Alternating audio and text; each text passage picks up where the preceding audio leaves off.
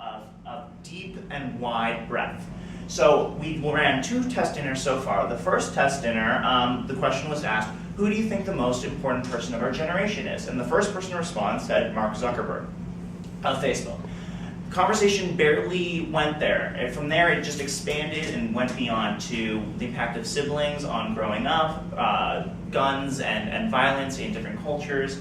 And the second test dinner was a lot different. What happened was that the host asked the question why someone chose the major that they did. And that's a decent question to ask, but it's also questions that come up in everyday conversation. And so what happened was conversation stayed fairly superficial the entire time. Now, we ran focus groups after each test dinner, and we videotaped them. And what we found was, even though some conversation was superficial for one of the test dinners, even though it was much deeper for the other one, the people who we invited to these dinners wanted to host their own dinners after coming. And that was great for us because that meant that we would be able to grow and we would be able to be sustainable.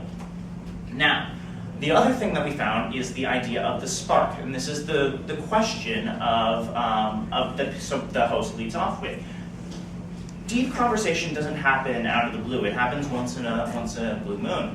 And the idea is that by creating these questions that are deep and inquisitive, we're able to cause this conversation to be more natural on a regular basis. Now, we're the sparkcollective.org, we're also the sparkcollective.com. What we're looking to do is raise about $3,000 to get the website up and running with good graphical user interface and a lot of great features. We're also looking for programmers and we're looking for web designers to do that.